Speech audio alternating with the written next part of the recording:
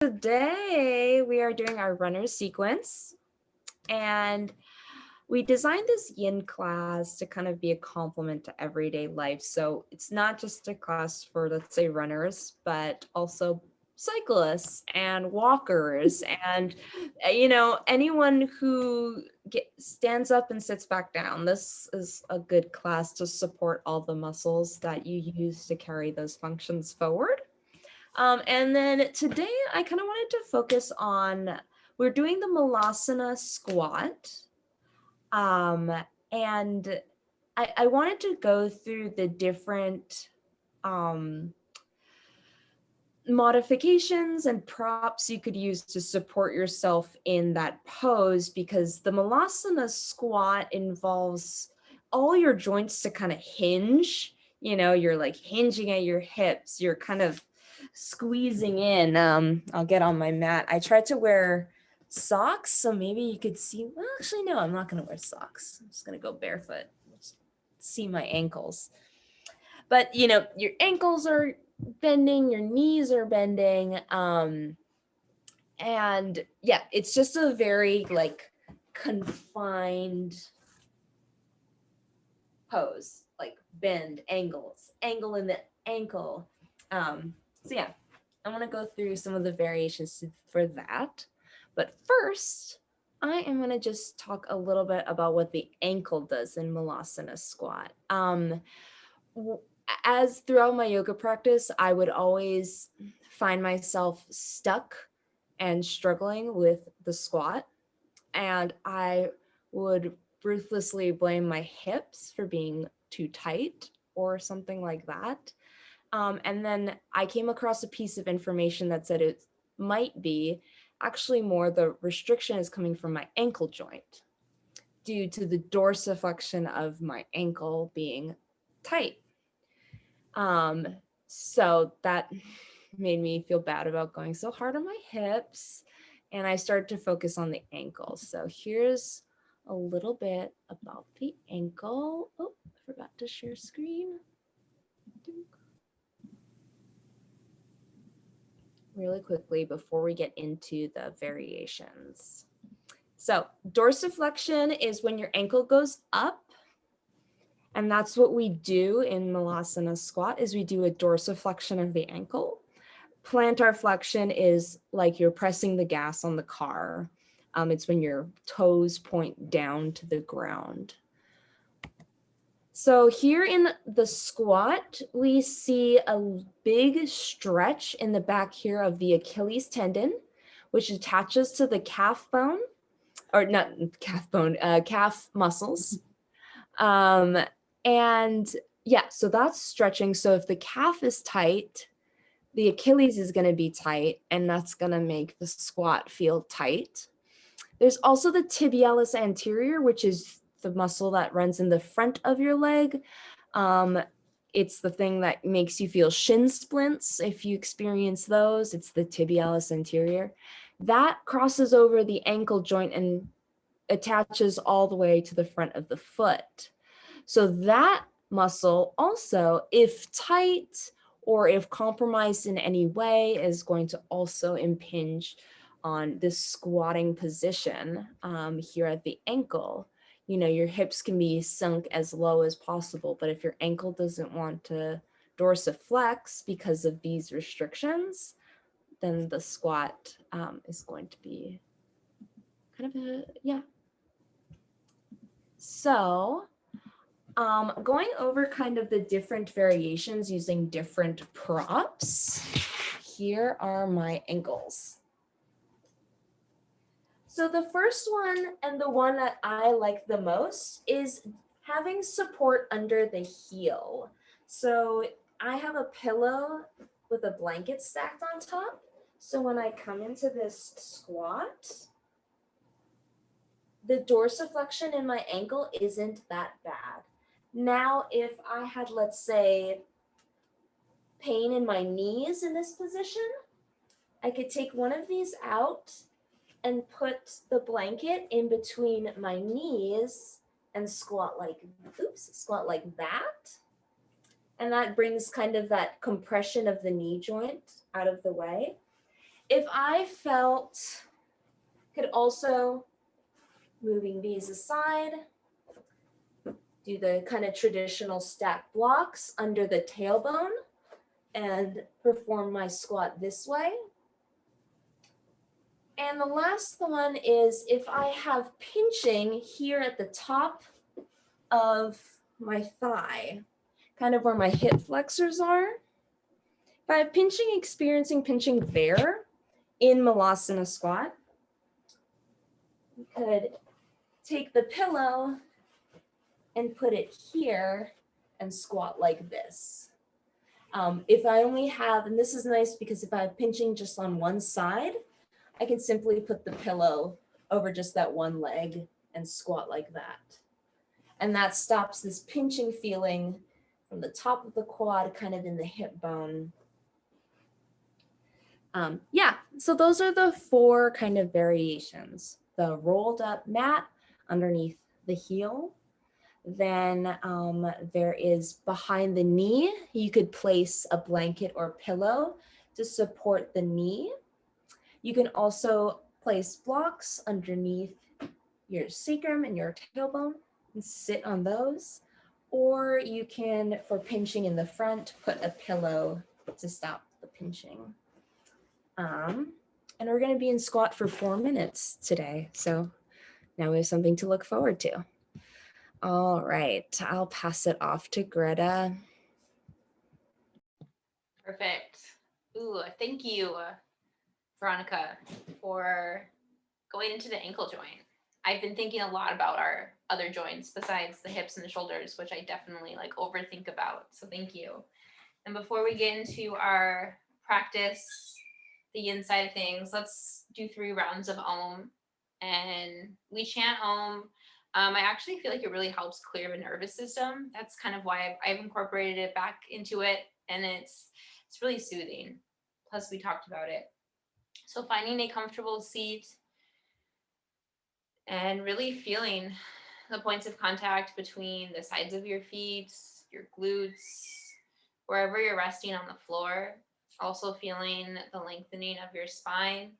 And then the shoulders relaxing down, releasing any tension you might be holding in your face, toes, glutes.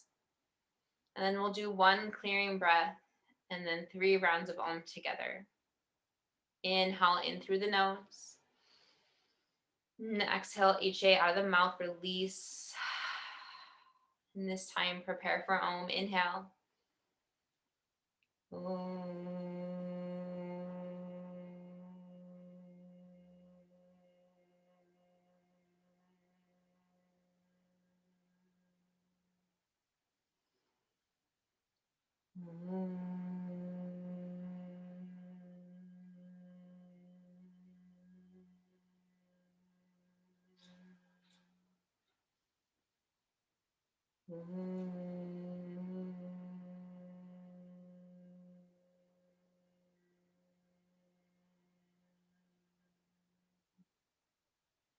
Inhale, breathe in. And exhale, release the breath out, HA. And we're going to start class today on our backs in Supta Baddha Konasana, soles of the feet to touch. So taking a moment to arrive and grabbing any props you need along the way. And we just talked about props quite a bit. If you have, I have a block and a cat pillow. You could place those under your knees for a little extra support, especially if it feels like a lot in the adductors, and create a generous distance in between the heels and the pelvis. And then coming on the back, I'm going to go ahead and set my timer. And I'll briefly go over kind of the structure of the yin class. Yin is the opposite of yang, and yin energy tends to be associated kind of with more receptive lunar qualities. It's darker, it's going to be wetter. If you were walking around outside, you would have to rely a little bit more on your intuition and your more subtler senses because the other senses aren't as active. and able to take in signals like they would be during the day.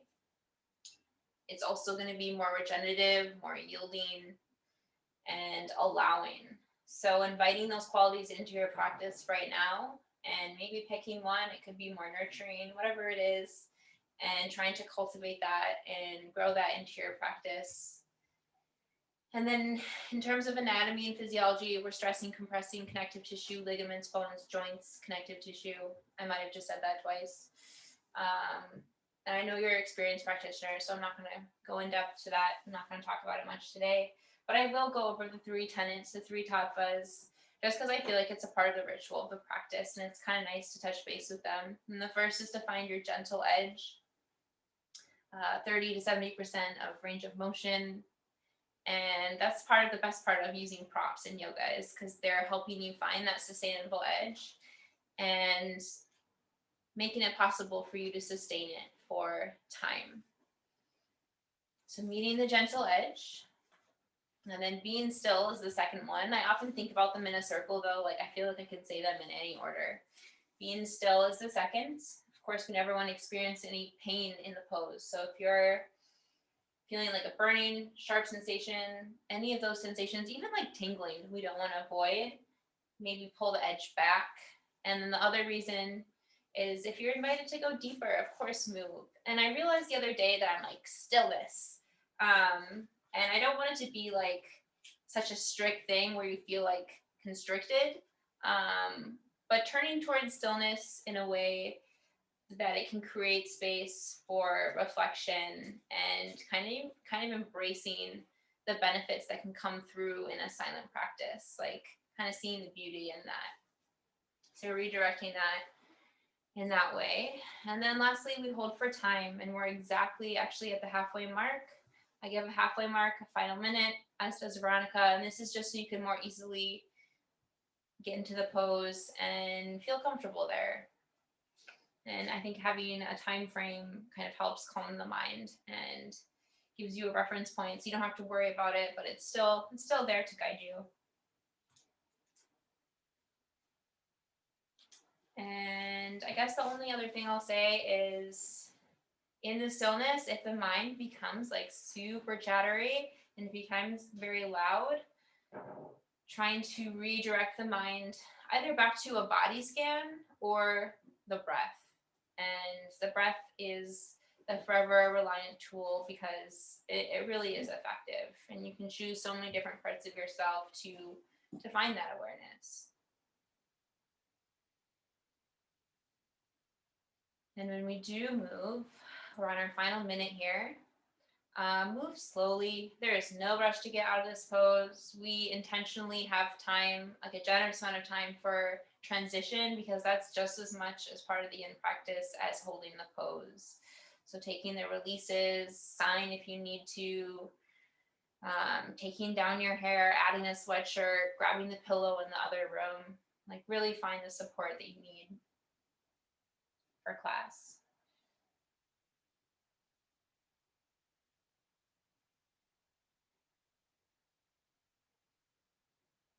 And we will practice most of our poses in silence. I really think it's a beautiful opportunity to have these little meditations and then to move and then come back into it.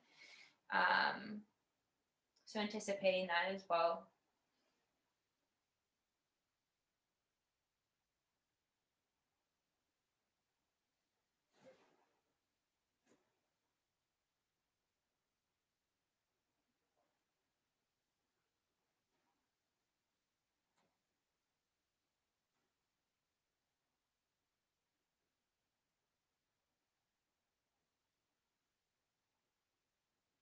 And slowly begin to discern how you would like to move.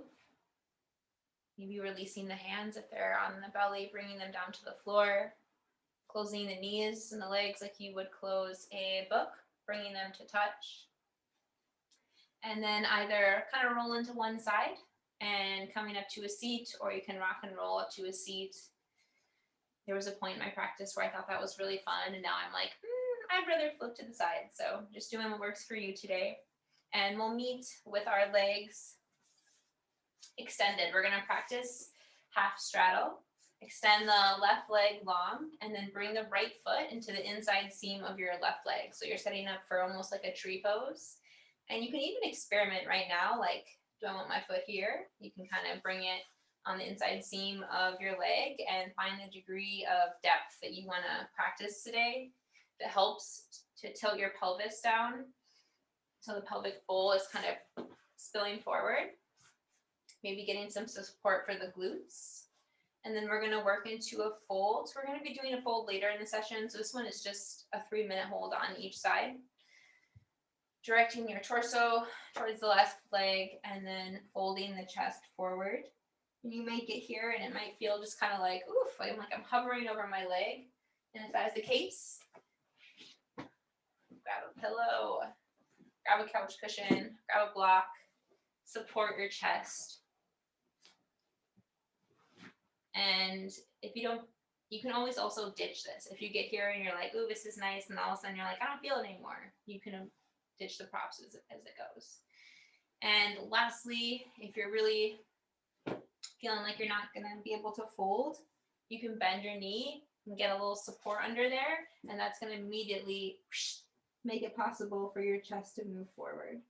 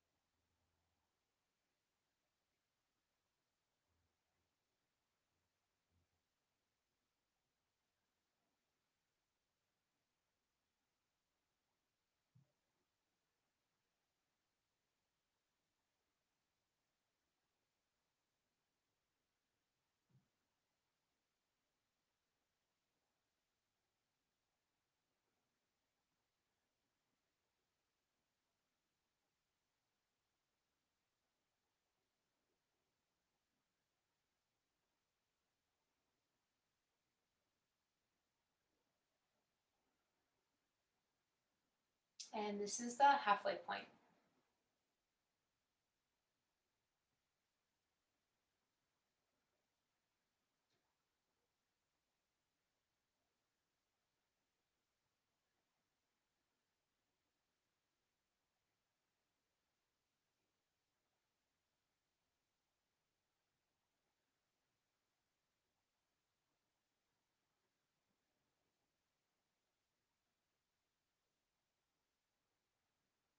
Final minute.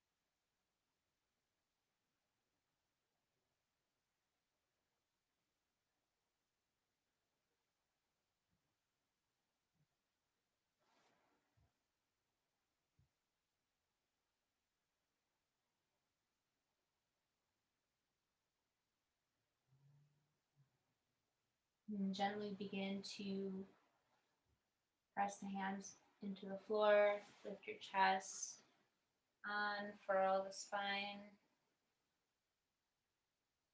Shake that off if it feels nice. Maybe do a little wiggle or twist. And then we're going to alternate our legs. So extending the right leg out, bringing the left foot into the inside seam of your right leg, and getting yourself situated on this side. And this side might be another story. You may need tons of props on this side. You may not need any on this side. So acknowledging there's often asymmetry between side, and that's just because that's the way our lives developed. We had to compensate on one side, or there was repetitive motion that we had to take again and again. So getting yourself set up, and I'm going to go ahead and start our timer.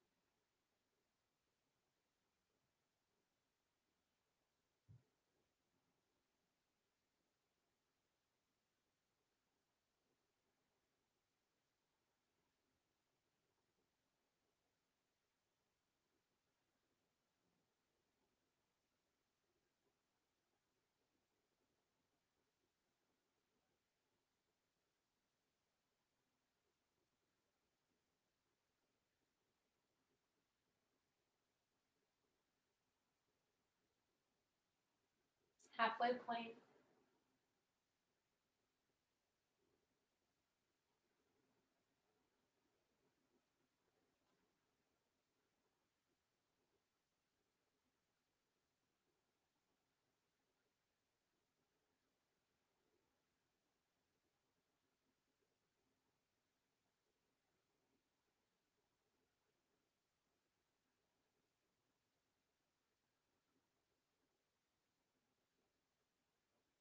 Final minute.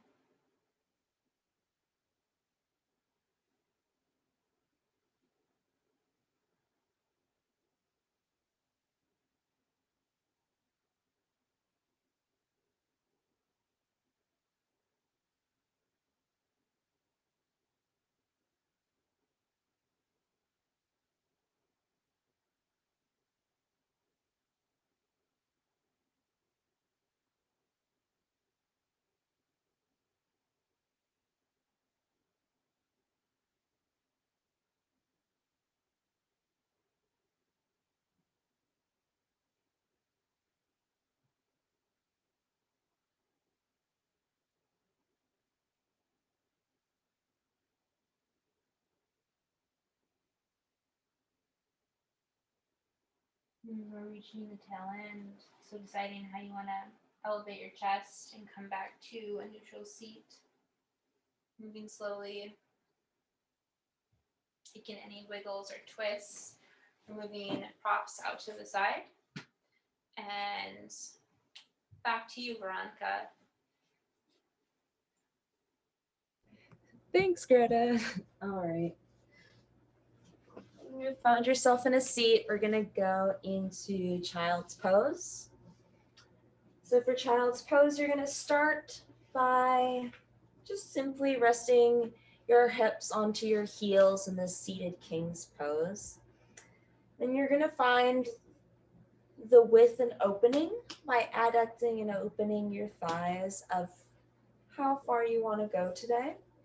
And then I like to slowly just walk my hands down until I feel like my spine and the vertebrae of my spine just getting like the softest stretch.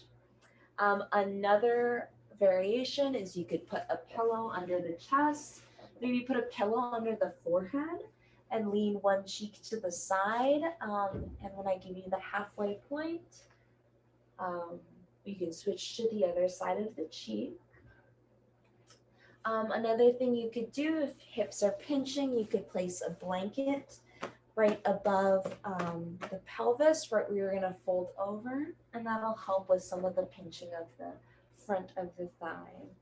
You can also alternatively sit on a block here to support the sacrum. A child pose is normally seen as our kind of our grounding pose. You notice the points of contact you have with the earth. But also what I like about this pose too is, again, bringing it back to our ankle, what our ankles are doing. The tops of our feet are now interacting with the earth. So what is it like to have your feet, your proprioceptors, telling you where to walk, but now it's the opposite side. Having a conversation, feeling maybe the temperature of the floor, of the mat, the texture of it.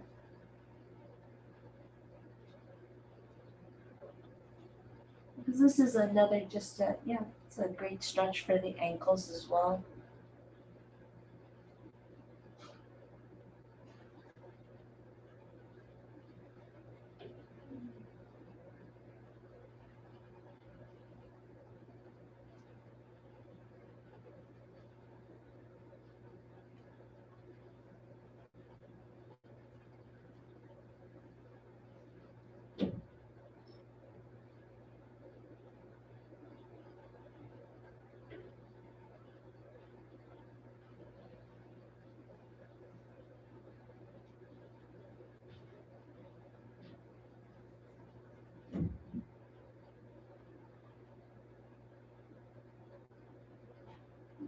And this is our halfway point. If you need to turn your cheek to the other side, Or if you found an opportunity to take a deep breath in and send it to your lower back. On the exhale, sink a little bit deeper into the child's pose. Using that exhale to relax.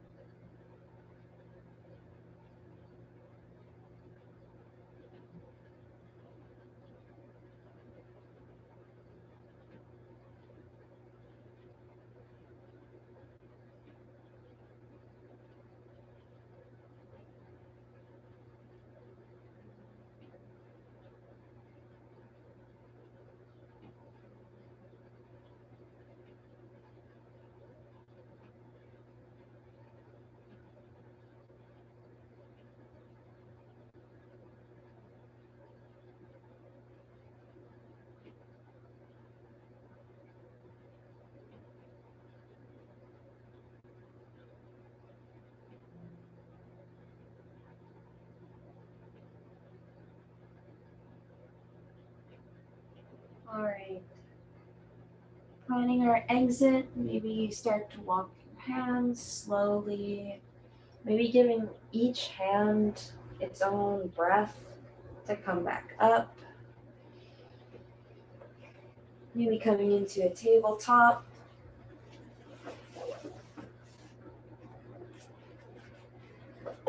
Kicking out the feet, stretching a leg back, maybe making some circles, some cows and cats to work the spine, flexion and extension.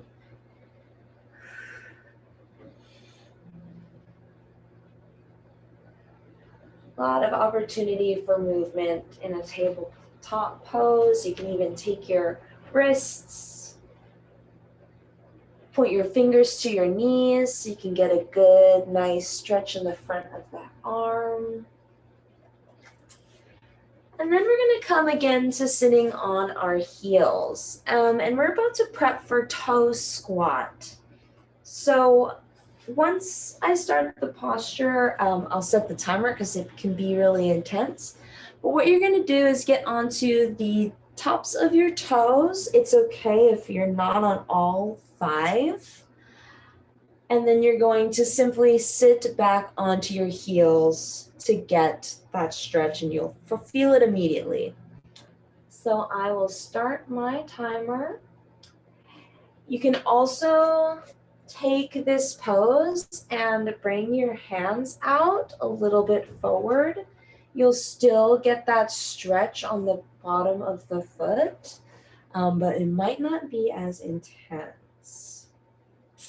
If you do choose to sit up straight, we're coming up on halfway, so now we're at halfway. Just breathe through it.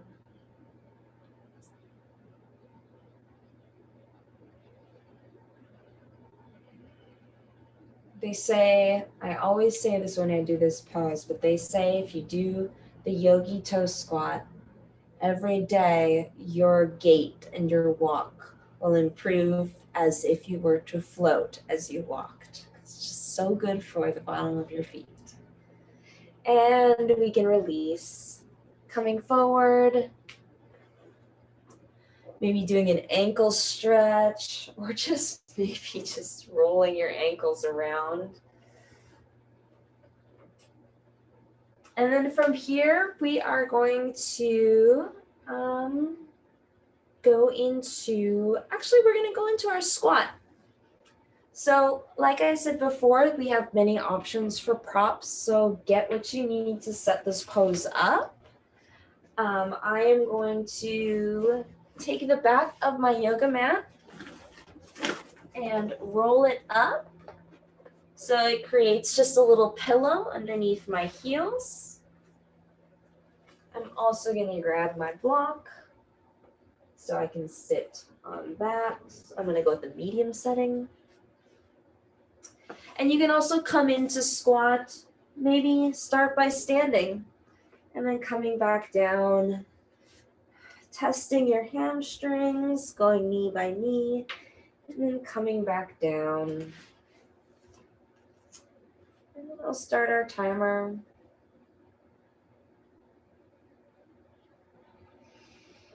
Hands can be either on the inside between the feet, or they could be kind of pressing against the knees, holding there for stability, hands at heart center.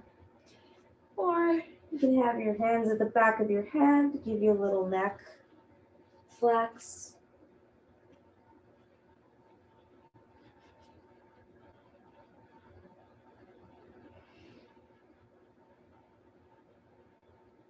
If you bring your feet out wider, you might find a little more stability.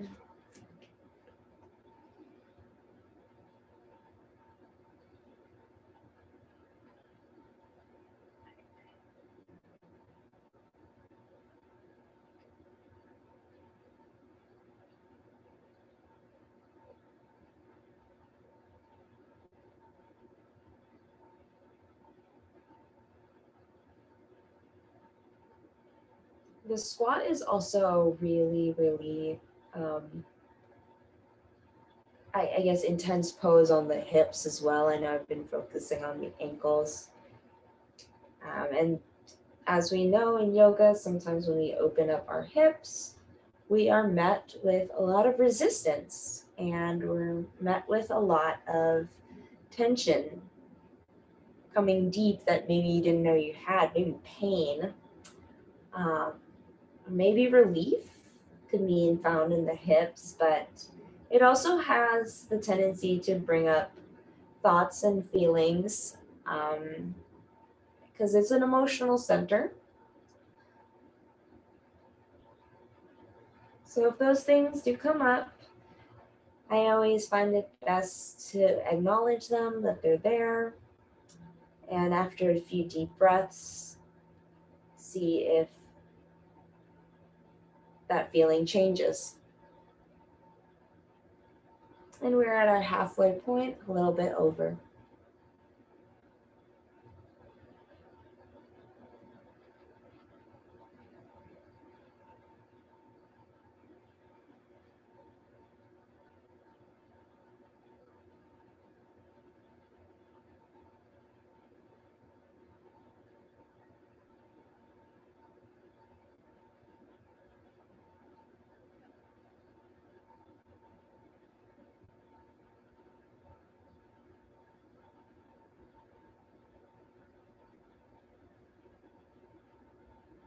And this is our final minute.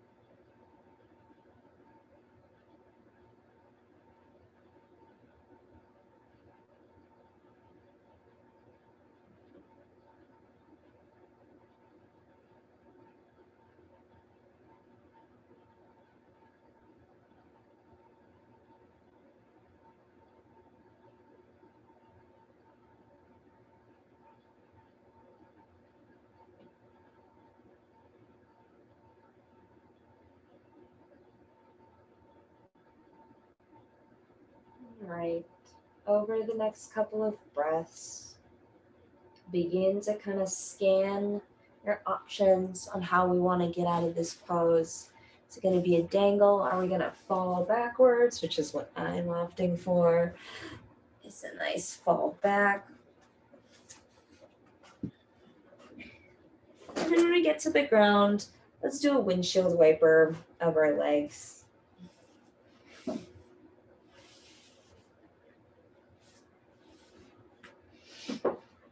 Just opening up the hips, moving the ball and socket joints, the big femur inside of the hip bone.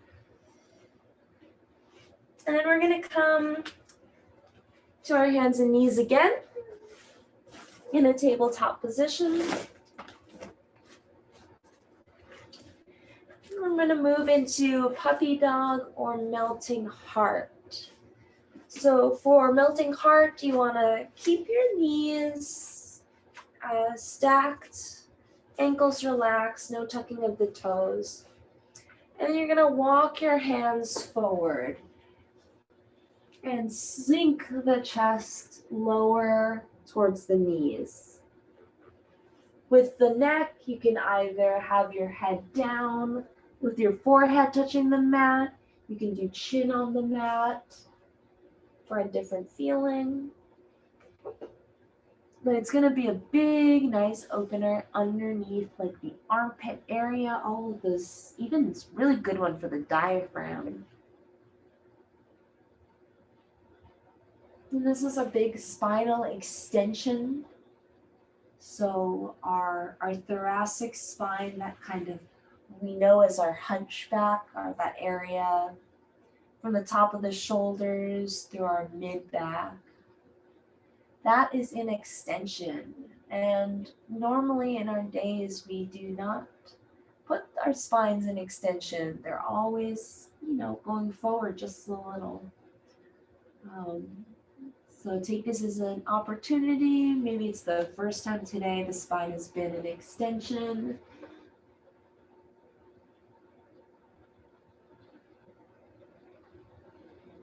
Breathe. Remember to breathe.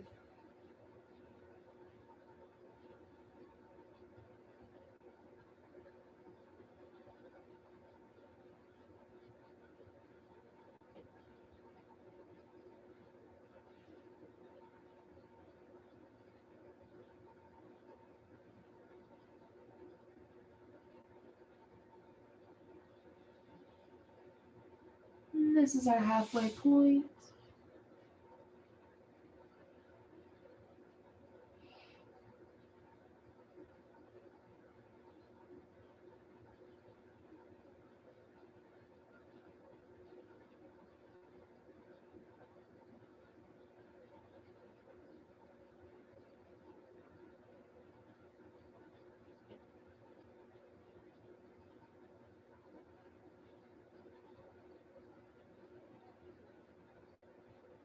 Final minute.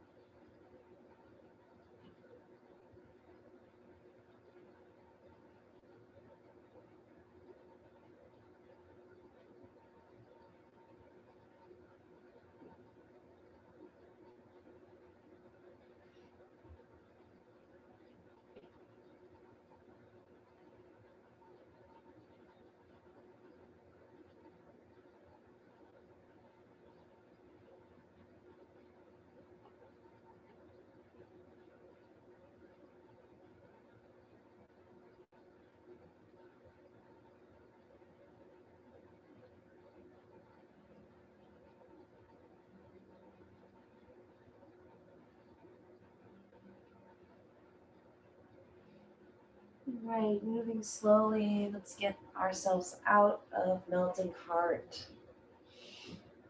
Finding our way back to a tabletop. Pressing back. Moving the spine. Maybe just taking a hero's pose.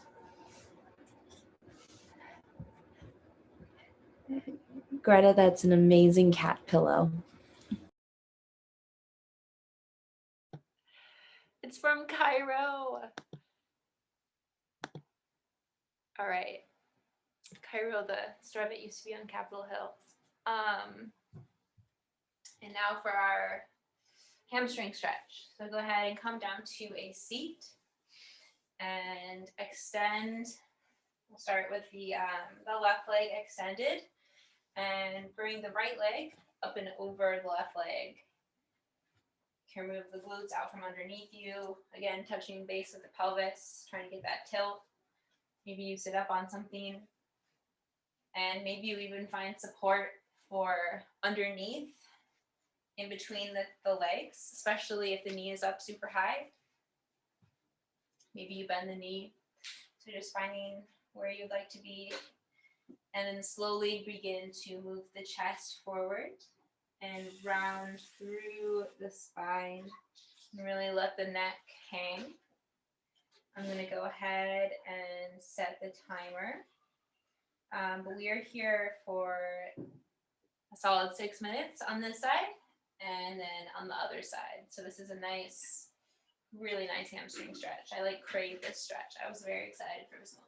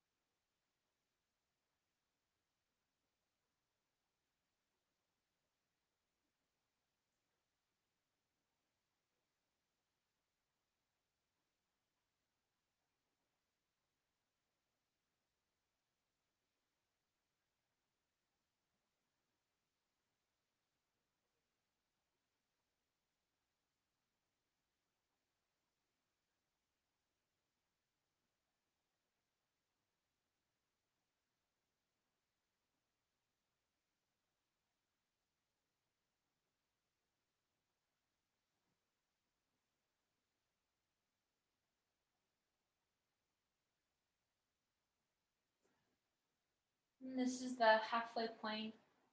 Checking in, seeing if you need to add any props or adjust anything.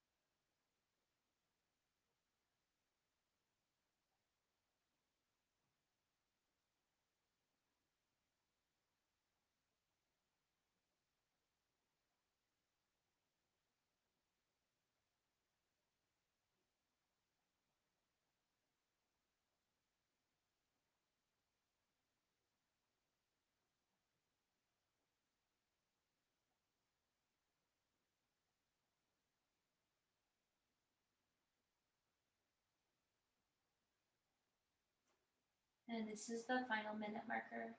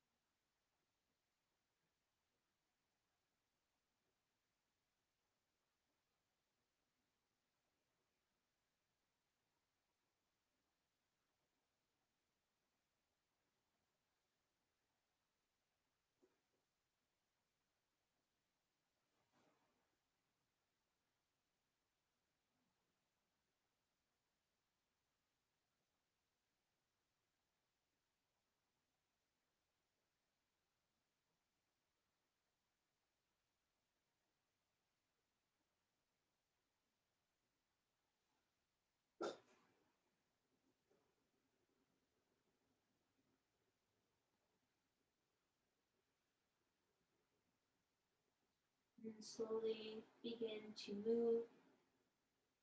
Maybe you walk your hands back towards your chest, lifting the torso. Moving nice and slow. Maybe you want to flex and extend your foot after that, unthread the legs. Kind of come into this form of tabletop as a form of release, whatever is going to feel natural and intuitive in your body.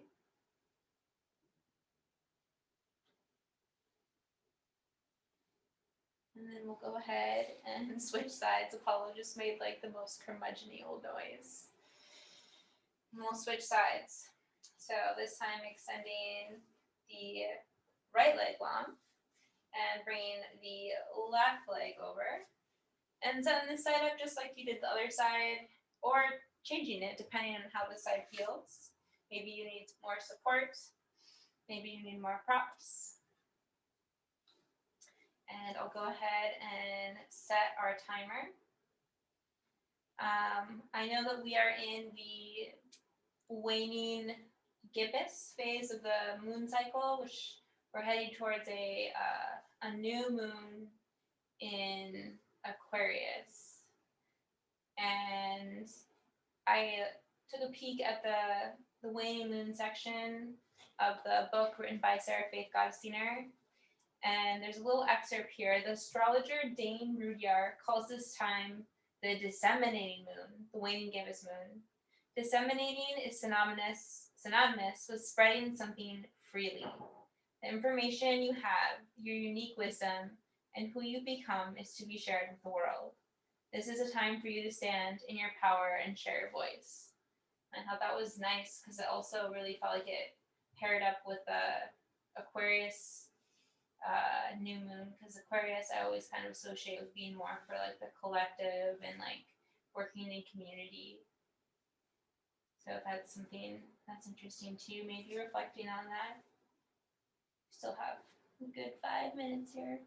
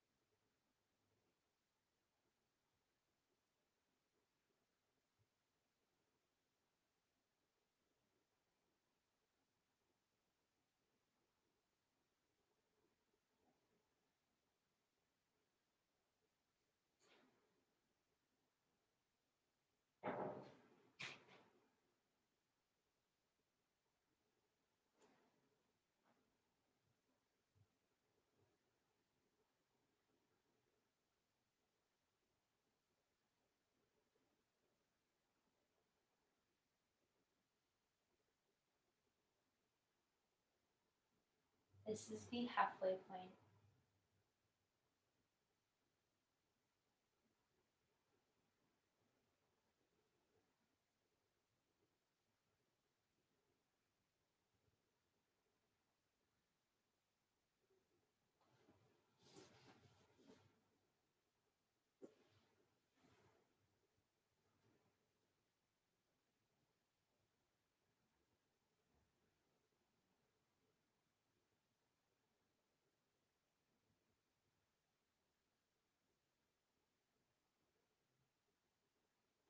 And this is something that Veronica mentioned a long time ago, and I just remembered it. I know if I flex my foot, I can definitely feel my muscles activate and I feel the stretch more, but it's supposed to be a passive stretch. And one way you can kind of still get that same sensation is by putting like a pillow or a block under your ankle.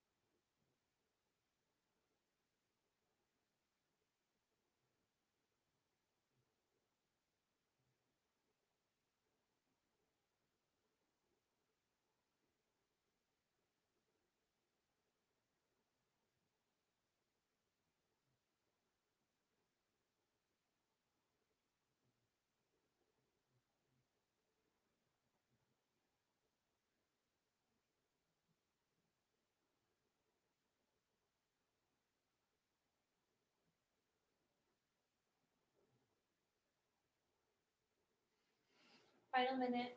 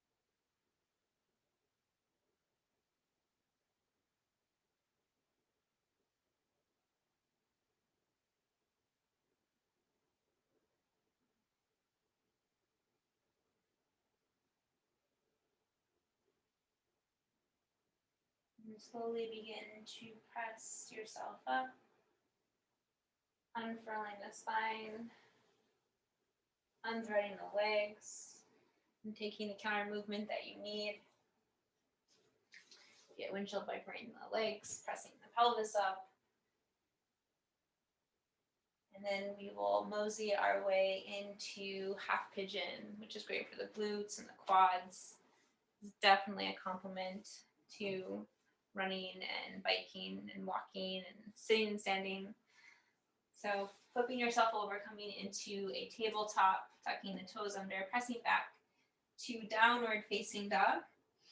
Inhale your right leg up high and exhale half pigeon on the right, bringing right knee behind right wrist, untucking the back toes.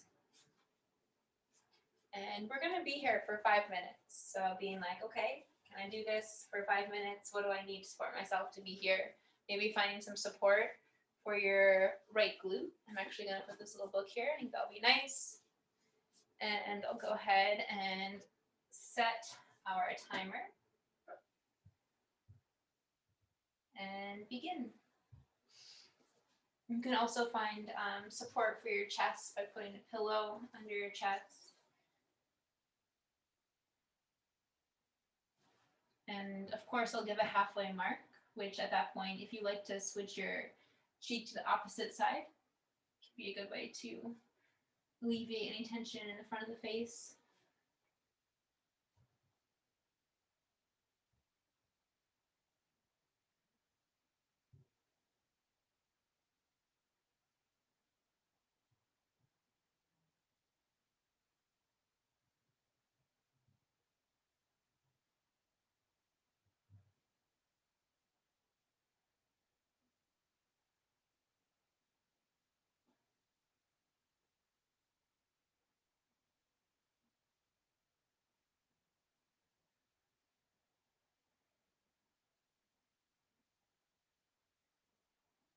And if you're experiencing any pain in your knee or your ankle or really anywhere, of course, you can always practice this on your back in a figure 4 position.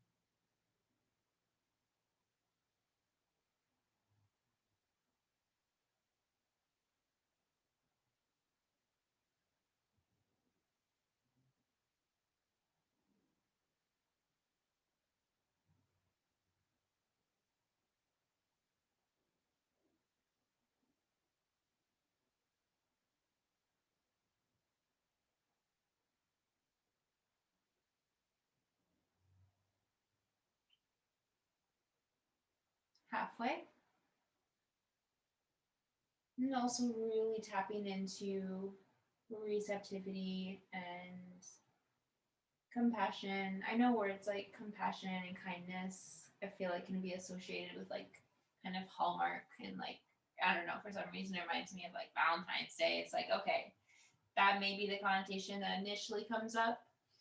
But I like to kind of distill it down to being gentle and soft and not so harsh in the words maybe used mentally, or if something does come up, just suspending judgment on it, not having to fix anything, and really turning towards the experience and not getting stuck there either, but giving it the space to be there.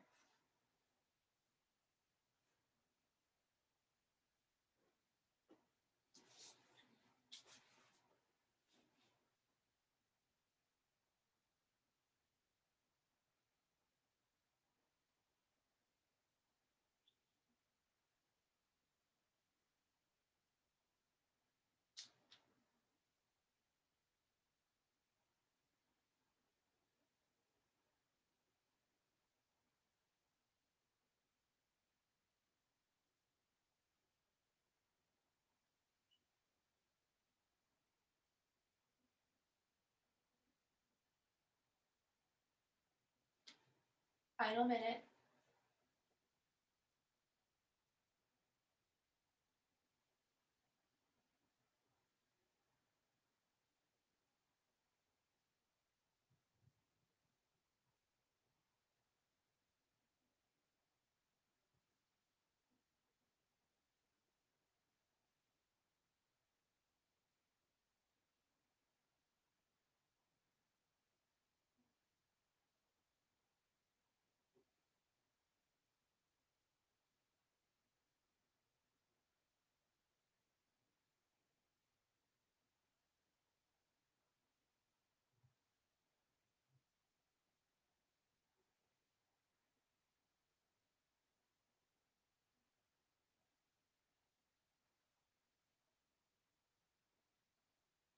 And softly, gently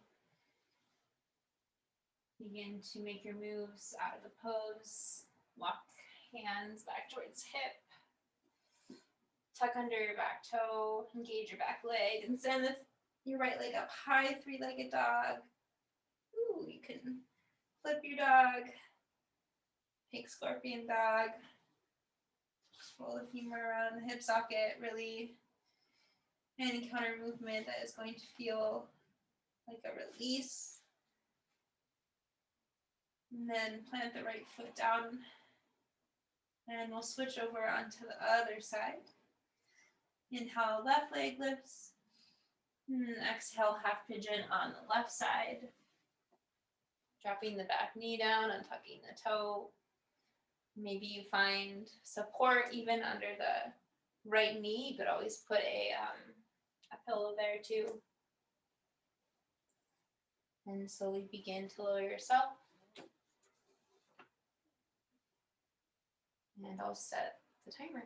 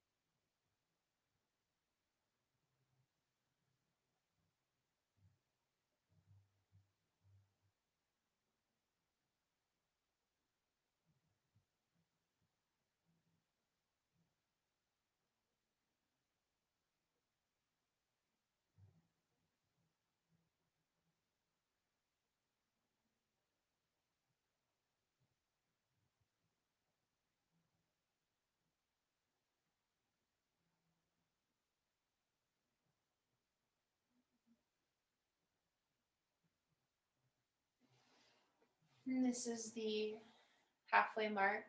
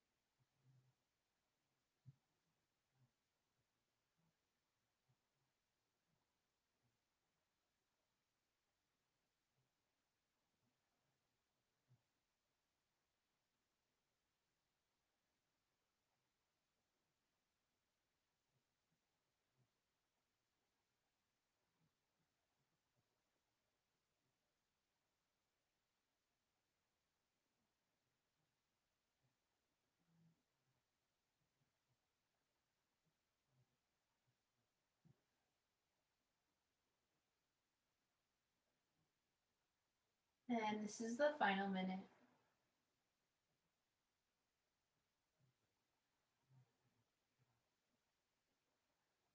And I know in Yin, we talk a lot about Yin being like dark and mysterious and all these qualities associated with it.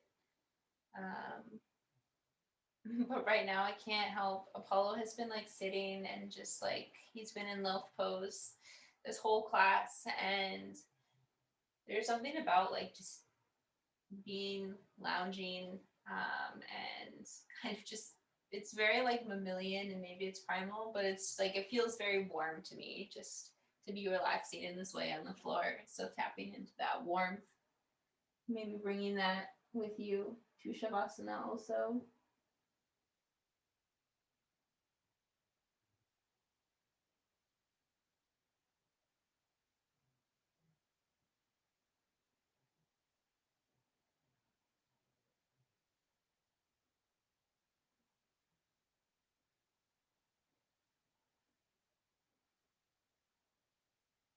And walk hands back towards your hips.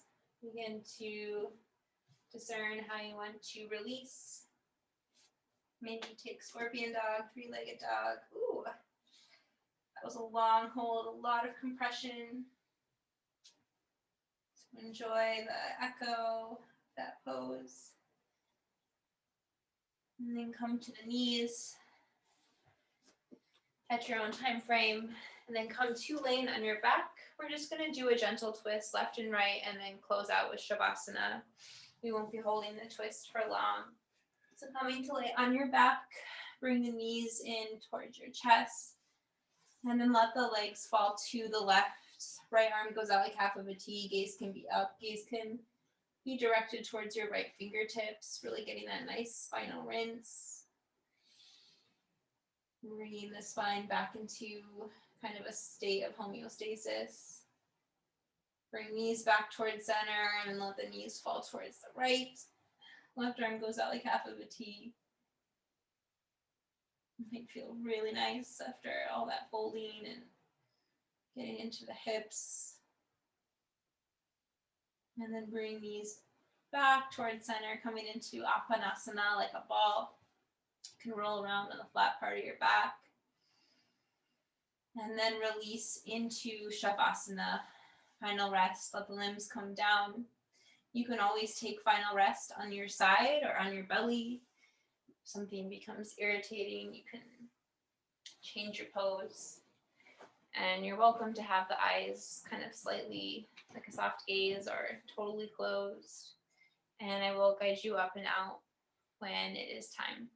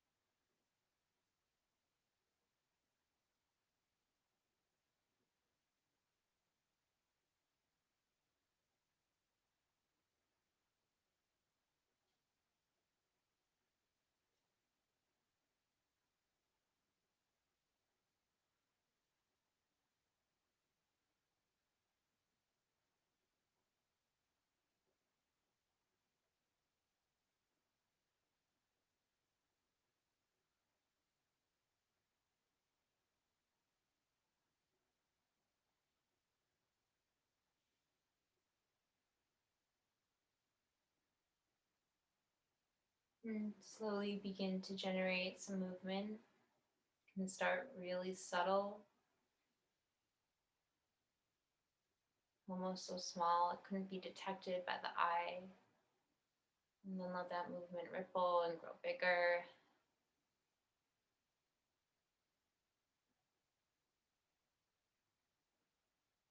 And slowly bringing the arms above you, extending, drawing the knees in towards your chest.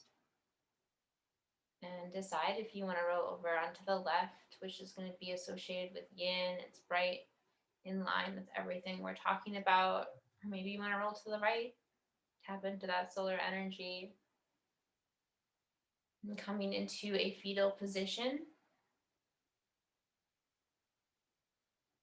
and generating some gratitude, some self-gratitude for carving out the time for doing a practice like this, for focusing on the yin tissues and taking time for that. Such restorative healing work.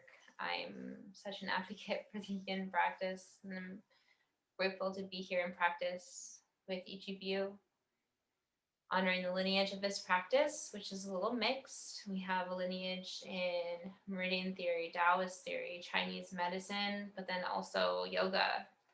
Some of the first poses really recorded, like in the Hatha Yoga Pradipika, were very yin in nature. And also honoring the land that I occupy, the unceded ancestral land of the Coast Salish, Duwamish people. And we co-teach this class from two coasts. Veronica is in Brooklyn, so honoring the unceded ancestral lands of the Canarsie, Rockaway, and the Padi people as well.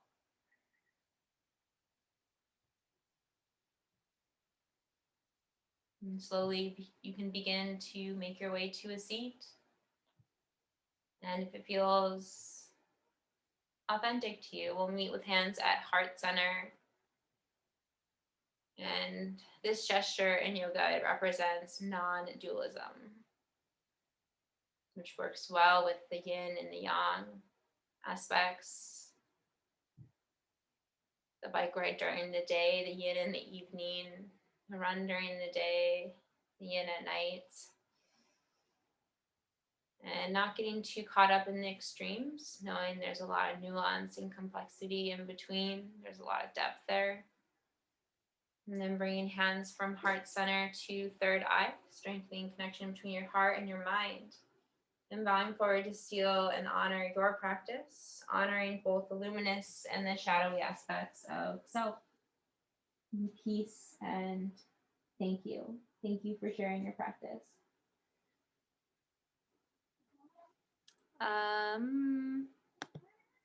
Cool.